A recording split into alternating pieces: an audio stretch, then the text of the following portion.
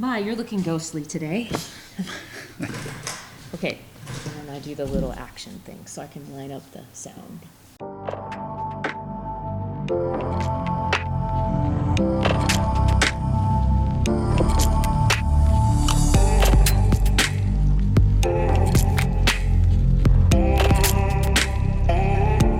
Hi, welcome back to Table Talk with Christy Harris.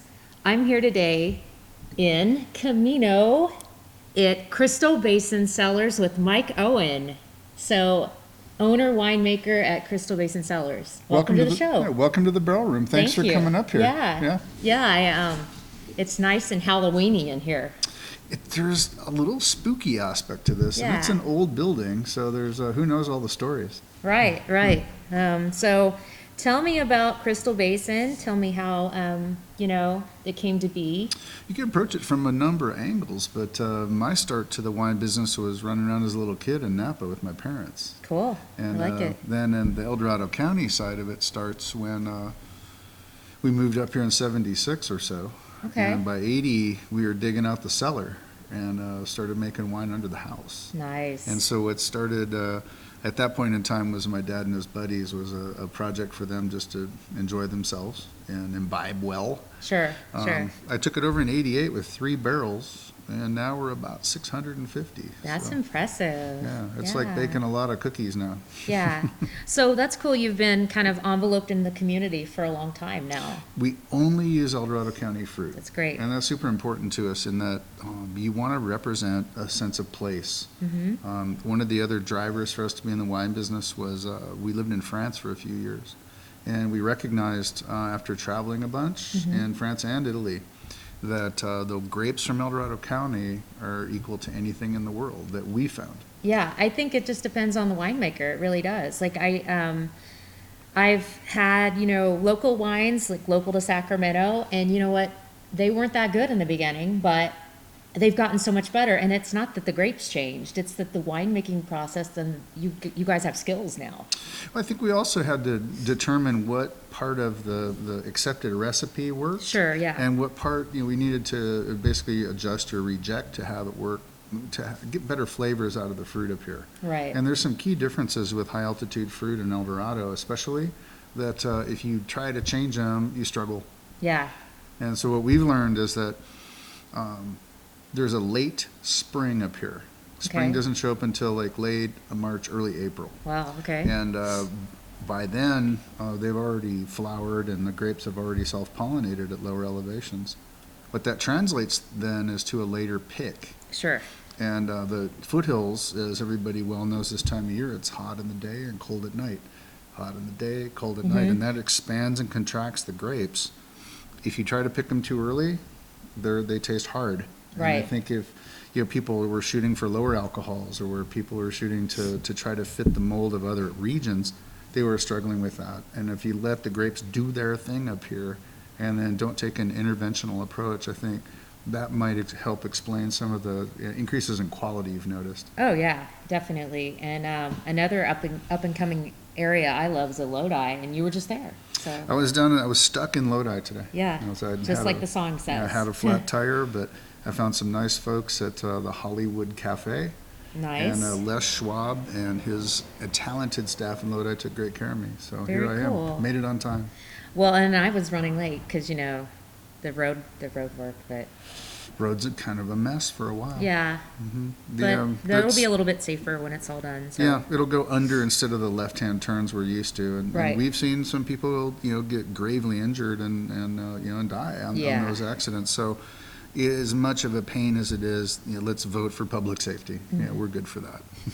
So I've known about your winery for a while, but I came back up here and really reacquainted myself with you, met you in June at your mask burning party, which that's a topic that I was really down with. I was like, that is so cool. Well, that was when the rules had changed, and how many times has that happened? Again. Yeah. And our county has never been real big on that, but that was at the state level, and so we wanted to celebrate that by, it was kind of a celebration and expression of freedom. Yeah. And so we had a band, which we rarely do, but they came up, and then we had different folks from all over the region, and a ceremonial mask burning effort. And I think Right. some of that's just cathartic. Yeah. Yeah. I mean, I don't want to be like, because, YouTube's censoring if you like say anything bad about masks or vaccines, but for me, I just don't think the masks work. I've never felt like that's going to protect me extra from getting something that contagious. I just like, so I basically I haven't worn masks. I wear a mask into one business that I go to, and that is all. Like, I've found grocery stores I could just walk into, and I'm at a gym where they don't require it. So I just had to go back to normal for me. Like, I just had to move on, Well, we've always taken the approach up here that we're not going to tell people what to do, Yeah, and they don't get to tell us what to do. And that's awesome. we served people outside all summer because that seemed like the right thing to do. Right. And we didn't have people in the barrel room for most of last year, which is an impact to our business, because we do a lot of our relationship building back here, trying some of the wines that aren't in bottles yet. And so if you think of every business has a sales funnel. Sure. Ours was affected by having less people come in the top. Right. But the people towards the bottom and in the wine club, bottom of the sales funnel and in the wine club, were phenomenally strong proponents for us during the mess, and still are. We're really super lucky that our business has done well. Yeah. No one quit drinking. No, I think we all drink more. I know I have, and so I'm kind of curbing that back a little, like, bring it on back. Well, there was the whole Zoom thing. Yes, and yeah. When Zoom was a new thing, I guarantee you every coffee cup in America wasn't Had having something in it. Yeah, it was not coffee. Could be tequila, could be a little wine, Yeah. could be anything. Yeah, so again, to the point where, you were taking people back here in the barrel room where we are now, and you're tasting futures. Is that what you're doing? That's what Kind of we're trying to get them, hey, it tastes this great now. What do you think it's going to taste like in a couple of months or when we release it? When people have their first or second encounter with us, and not that we don't take it, our long-term customers back here, but people up front are very pleasantly surprised that all the wines are good. Yeah. And then all right, that's a good start. We don't structure that to be this or that wine up front. Those are kind of randomized, and then we bring them back here, and they find that the wines in the back, not bottled yet, are every bit as good as the ones up front. It's a Right. great confidence builder, because the only way you're going to have a real wine business is to have more than one visit for your customers. Yeah, you always want to make a return customer in any type of business that you're in, You always want to have them come back. So what are we drinking right now? What did you pour for me? This is some 2017 Mourvèdre. Okay. And we're kind of pioneers on this stuff. Like I said, Cheers. welcome to Camino. Thank you. So Mourvèdre's a relatively rare grape. There's only 1,000 acres in California. We make more than anybody in the Foothills. And we've had some really nice results with it. And the more fun thing is actually having shown it to a bunch of people. And we use it, I call it a teaching wine, because you're able to teach people about something that they haven't had. It's very freeing because you get to a certain age and hair color, and like certain people at this table. Well, and mine would be white, so I'm just telling you that right now. It's not, but it would be. But the aspects of that are everyone's had enough Cabernet to float a boat, and everyone's had enough Chardonnay to float ocean liner Sure. and Zinfandel, but I think those flavors are pretty well understood, and there's some variations, I got it. But what the fun thing is if you can play with flavors that people aren't used to, it's freeing, because they have to decide if they like the wine.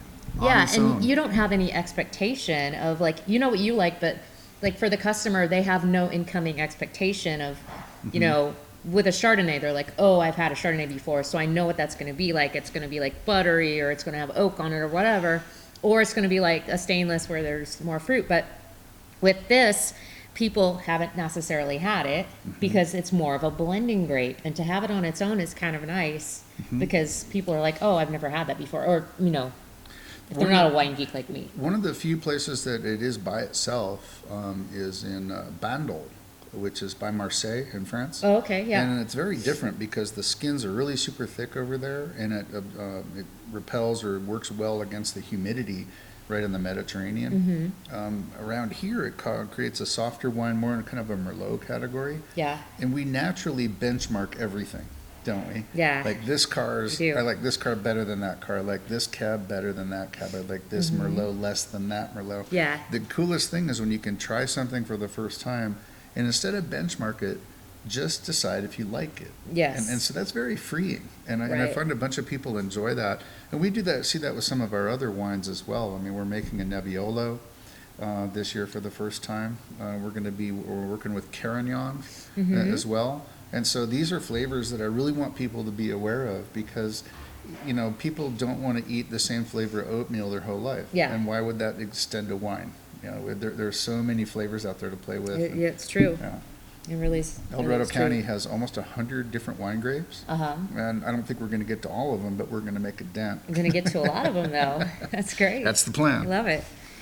So bringing people in here, tasting futures, getting them like kind of hooked. Tell me about your wine club. What's that like? So the wine club has really expanded from when we first started. It was, it's still, the main part of it is 3 bottles 4 times a year. And then we've sprinkled other fun things on top of it to kind of address other desires. Because some people want a little less wine at a higher quality. Sure. And so the first effort is our Renegade Club. Then we have our Ascendance Club, which are high-end blends. And I think I brought a Quixote out here. That's what this guy is. That's Spanish blend. Is that named after Don? It is. Nice, And okay. if you go back to Cervantes, you know, the whole Don Quixote thing Yeah. was the impossible quest that no one understood. And if that sounds like winemaking, it's a pretty accurate That's true. description. So that's and somebody else had the version that's spelled with X, so we used the Okay. one with J and All right. avoided legal issues. It's very That's very always smooth. good to avoid legal issues. So that's another club of ours. We also have a white wine club for people who just prefer white wines, and we don't want to leave them out. Just this week, we started a spirits club. And so oh, we yeah. now I have saw that on Facebook. yeah. I saw that bottle on Facebook. We now have 3 different spirits. We have a product we call Brandy, and that's aged in oak, and it's got a whole bunch of kind of the darker oak-based flavors that people who like whiskey and bourbon Okay. will enjoy. We have a grappa, which is, I think it's Italian for tractor gas. It'll put some guts in a Bloody Mary though. Yeah, for you have an event. I don't know if I'm going to be able to publish edit the interview and everything, but there's an event coming up on the 23rd. Is that the grappa thing? It's Agrippa's grappa is what we yeah, called it's that on your product. newsletter. And so something. Agrippa was a Roman general, and he was a badass. He was the guy who beat the Carthaginians. He beat Mark Antony and Cleopatra. He was Caesar Augustus's right-hand man, you know, the guy who did a lot of the building, and he was in the Senate. And so he was, you know, one of those unsung guys in history. So why pick him on the label? What's alliterative? Right. Agrippa's grappa. Come Yeah. on, you have to work this. Now, the challenge is we can't taste that stuff. We don't have a license to be able to let us do that. So here's how we fix that. Same day as happenstance would work, Folsom Historic District is having a Brews, Spirits, and Bites, or Brews, Bites, and Spirits event, and we, Okay. at a charity gig, we can pour that. Oh, So Cousin Randy, who's the son of one of our founders, Uncle Bob, is going to be down there sharing the 3 grappas, or the 3 wines, 3 the spirits. 3 spirits. And the one I didn't get to talk about is Camino Ball. okay. And that was born from basically my love of cinnamon whiskey, which is probably more fun than good for you. But because we were able to take brandy and soak it with organic cinnamon sticks, yeah. it's phenomenal stuff. It's So it really just fun. soaks up the cinnamon, and that's how you do it. That's it. There's great. really no, tech, if you will, involved with that. It's just a timing thing of how long you want to soak out the cinnamon. We then we add some sugar back to it because you were trying to match that flavor profile of Okay. a certain other ball you might be familiar Right. with. And we're not going to name names No, here. those not those. Yeah, we don't want to talk about those. Again, we just trying to not get sued. Yeah. Okay. that's And the name of the last game. weekend we had our stomp through Spain. And Yeah, so I read about that after that, this morning. I'm like, because I was like doing a little bit of research, and I was like, crap, I could have done that, but I was doing a cooking demo in my own kitchen, so. yeah, we had 5 tapas, and then our Spanish-based wines. Now, when I say Spain, they're not grown in Spain, Right. but they're originally the grape The grapes are origins of from Spain. Spain, yeah. So we did a Tempranillo Rosé. We did Grenache, which is called Garnacha. You got to roll your R's in Spain. Garnacha. And then Mourvèdre is a Spanish grape originally. It was called Monastrell. Yes. And then Tempranillo, of course. I had a blog post called "What the Hell is Monastrell?" That's a good and I one. explained what it was. Nice. So Yeah. So you're tuned well. into this because that's geeky. Yeah. That's officially So geeky. I just passed my level 2 WSET wine knowledge thing. I know that's not what it's called, but anyway. Yeah, wine geeky thing. Wine nerdy crap that I did. But yeah, it was pretty intense. It was like 50 questions, and yeah, they were all multiple choice, but how it was like there were 4 answers. 2 of them were definitely not it, but the other 2 were like, kind of could have been it. Ambiguous. Yeah, and I was like, so it was kind of maddening. I missed 6. Is it do they include tasting effort in that one? No, so when you get to level 3 is when Okay. they roll out the big guns and you have to like write essays and do tasting notes and things like that. But for level 2, I went ahead and skipped 1 because I knew like I was pretty cool. Like I knew stuff that was on level 1, and that was just like more money that I would spend to then get to level 2. So I was like, let me just cross cut through to level 2. But I would definitely say study the book. Like level 2 is it's really hard. I thought it was, and it was really nerve-wracking. I took the exam online, and you have to like take pictures of the room that you're in. You have to like the room can't have any posters or any wall hangings or any mirrors, or like it's just weird. You have to be like in a box and take this test on your computer. Interesting. Yeah. Would the barrel room count? Well, it has wine in it, so I don't think you could take it in here. I don't think we couldn't cheat from this place. Right. So, tell me about, because I went to an event in Folsom and saw your tasting room. You have a tasting room in Folsom. We have tasting room. We part of that is was to bring wine to the people. Mm-hmm. And we're seeing that the macro trend is that less and less people own vehicles or want to own vehicles, and more people want to kind of stick to an urban core. We also saw an incredible amount of growth going on within the Folsom, Eastern Sacramento region with all the homes being built. Right. And so we know that those folks, we want to help them become patterned a little differently. Their patterns are Napa or Santa Cruz or Paso or Livermore. All those are fine, but they need to somehow find out about El Dorado County. Yeah. And so we opened it during COVID, which is we could work on our timing, and even more cosmically, there's a cosmic message. We got our ABC license on the 1st of April 2020. Okay. And there was a message being sent from the universe. Yeah. Joke's on you, kid. Yeah, I bet. My wife's been running that, Melissa, and she's a phenomenal hostess. And so the tone that she set in El Dorado County and Camino is what she's setting up down there. And great. She's become, a nice part or an active part of the community already. Mm-hmm. And what the hardest thing is, Christy, is trying to figure out the pattern down there. Yeah. You can't figure out what the flow is on Sutter Street. Yeah. You fight the rodeo and you fight some of the events that they're doing, but more importantly, you just don't know when people are going to be out circulating. You can't predict it. I think it's still, I just think it's still like the whole 2020, the COVID thing. It's still like people are trying to, I don't know what people are doing. Like I know that I've tried to go back to my normal life as much as possible, but I don't know, maybe people aren't doing the things that they normally did, and maybe they aren't out like all the time, and I know people have had hardships with jobs and being laid off, and then some people don't want to work and go back to work, so people don't spend money, so I don't know. Yeah, we've had a whole gamut of that. There's the people who are, everything's a bell-shaped curve, isn't it? Yeah. And so the people who weren't really affected by the fear that is a component of the whole contagion. It is. Were here last year tasting wine and enjoying themselves and having phenomenal days in the sunshine. Mm-hmm. And less people were in Folsom, I think, because the concept of walking around, and I think Sacramento County is a little bit more restrictive, a lot more restrictive than El Dorado. Folsom a little less, but they still, the mentality there is that, hunker. Yeah. And so we're still seeing people hunker. And we're still seeing people really not want to expose themselves to any risk at all. Right. I get it.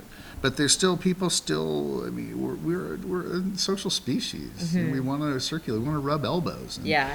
we just talked to some people in the barrel room who had just been at Disneyland. And Right. Yeah, that was cool. Yeah, They that wasn't come back from that, and they said it was pretty cool. It wasn't that bad. Yeah, they so- weren't operating from fear on that one. Right. No one's scared of Mickey. No.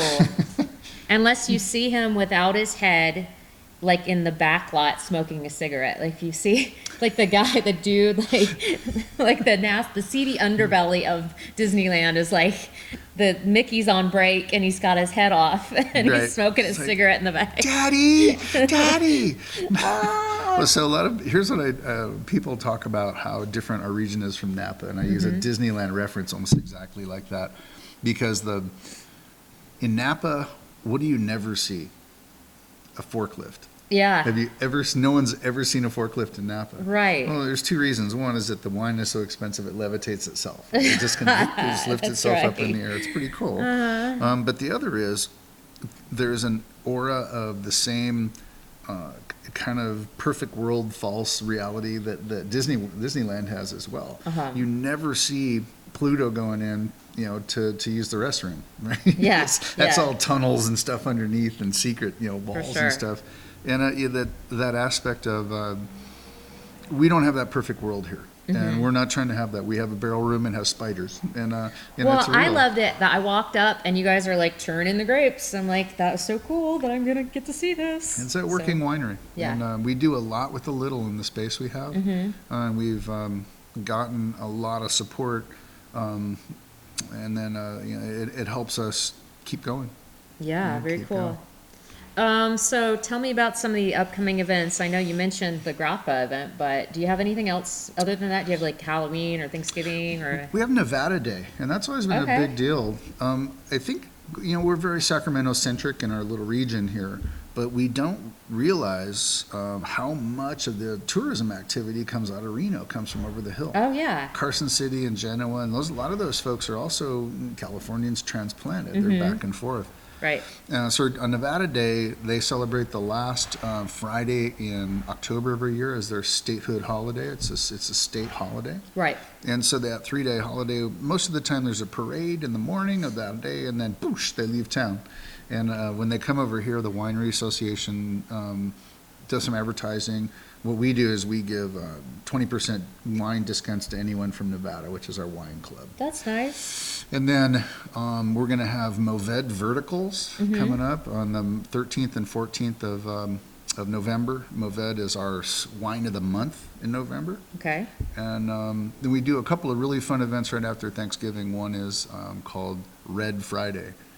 Red And it's not like celebration of Lennon or anything like that. It's more red wine. It's a sale, it looks like here.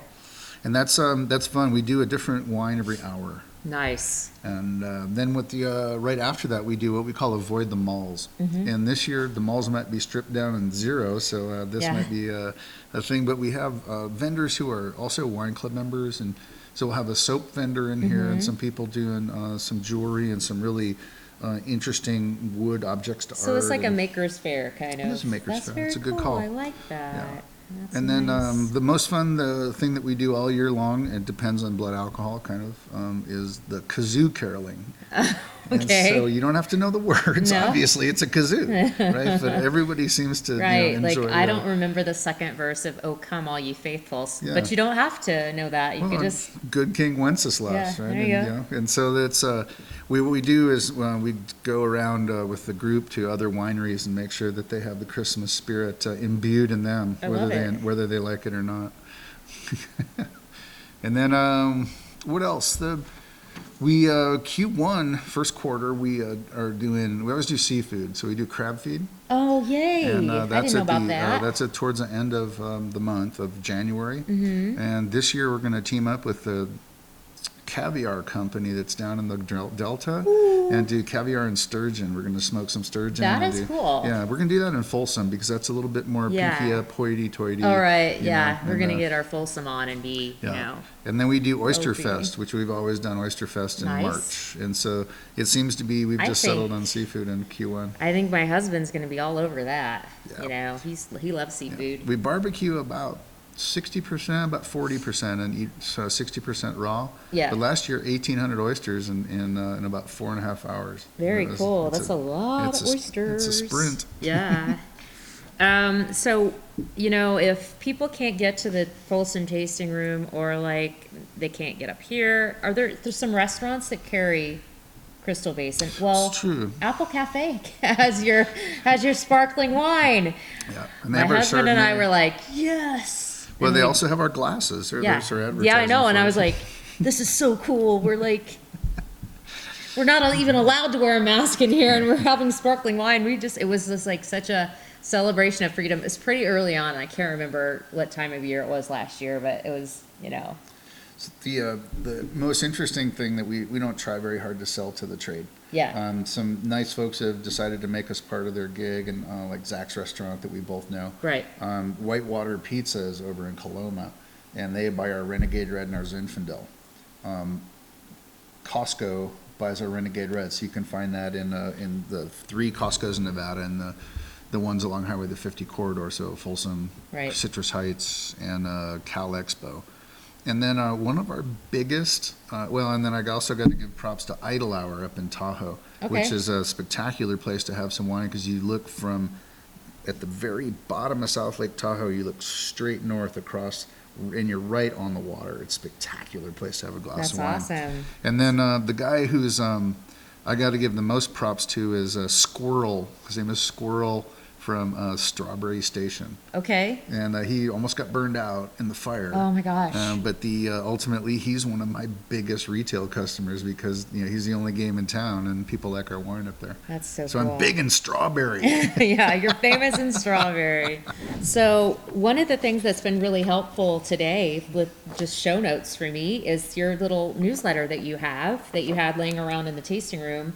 So tell me about that. That's new to you guys. Just started doing this. We've always had one of those, that we called it the Renegade Rag, Mm-hmm. but it's been more text based, and I think we're down more to graphics based. Right. I have a natural wordiness when I write. Uh-huh. You've seen my emails, and Yeah. but I think about them and all that. These are better because I think it's bite sized. Yeah. They're digestible things that are action based, and so we're really pleased with Deb's first effort with that. Sure. Yeah. I mean, it's got, your October, November, December wines of the month and events on here. And it was just easy for me to kind of like take notes. And then I learned a term that I didn't know, even though I am level 2. I didn't know. What is that? Oh, it's That's, your phone. That's the GM calling, actually. Oh. That's pretty funny. We talk about her, and she just shows right up. Okay. So is it guayacol? Guayacol. Guayacol. What's guayacol, Mike? That's the bad stuff. That's the smoke element in smoked wines. Smoke taint. Smoke taint.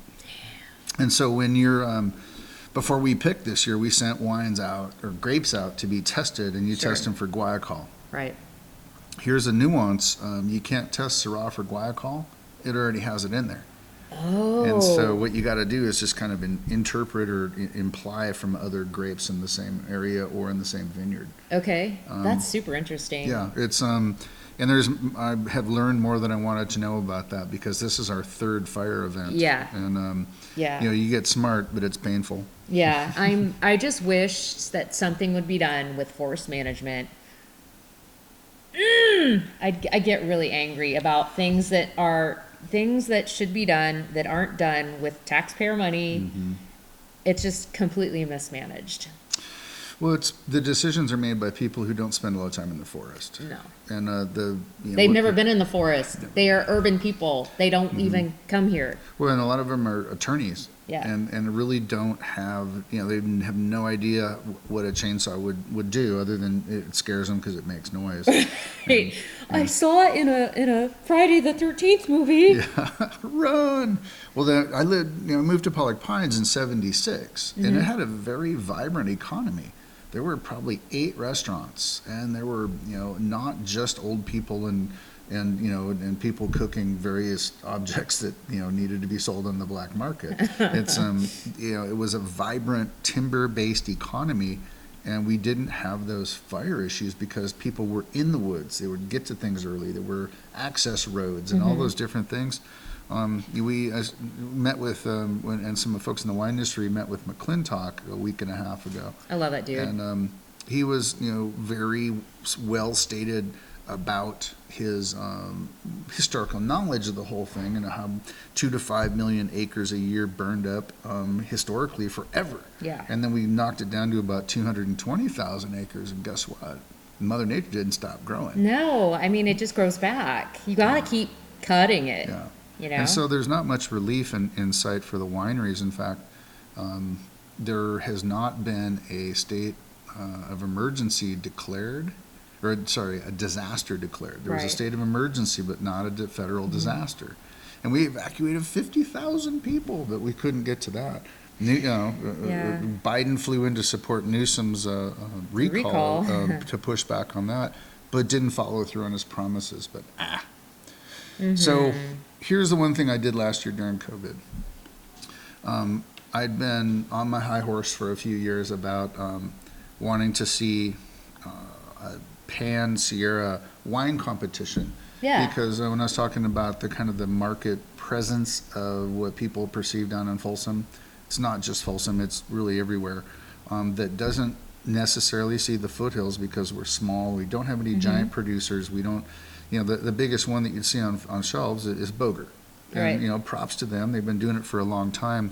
But the rest of us don't have representation and wouldn't be noticed otherwise. Yeah. So how do you do that? And so my thing, I went to the Folsom Chamber of Commerce, and I said, guys, let's put together a Pan-Sierra effort, and we called it the Foothill Wine Festival. That's right. 2 components. We got 400 wines entered from 70 wineries, all the way down to Tuolumne County. And this was a couple of months ago, right? It was the competition was held in May. May. And then next month, the 20th, is the public event. And so the public event is at the Palladio. And Okay. there's 70 wineries there who are going to share wines, and it's about that exposure. Very and for cool. what's in it for the wineries, we play some medals. Everybody likes that. And we had Mike Dunn and some of the luminary folks from Oh, around sure, here. the legendary, wine The writers, guys and with legit people. Yeah, with the magic palette. I Sure. got that. And when those will really help legitimize the whole thing. Uh-huh. But why do we do it? Because we want new customers. We want Sure. to be in front of customers and let them know we exist. Pass out that free card or that coupon or whatever it is, and create those visits. So that's what I'm hoping. That's just a knockout event.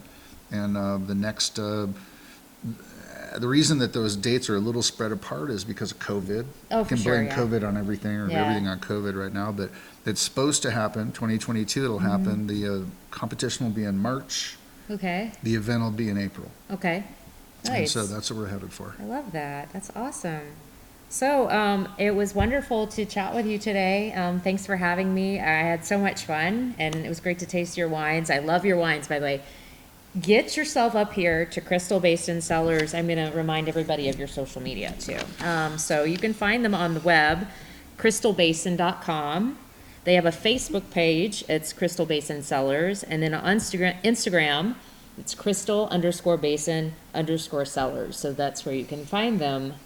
If you loved this, or if you liked it moderately, please click like. Well, I don't even know. But please click like if you liked the video. And I would love it if you would subscribe to my channel. We'll have lots more fun stuff just like this, and even more, I don't know, insanity. So Yeah. We can it's- get you some back of this of the back scenes at the Foothill Wine Festival, yeah. and some folks to talk to you at that. think Yeah, that'd I be would a love really nice that. one. I would love to get some more connections and, talk to some folks about wine and get really geeky, because that's how I am with wine. It's like, I learned a new term today, so, Just when you thought you knew it all, you go. quiet call, avoid it. It's dangerous, Don't do it, man. hazardous to your health.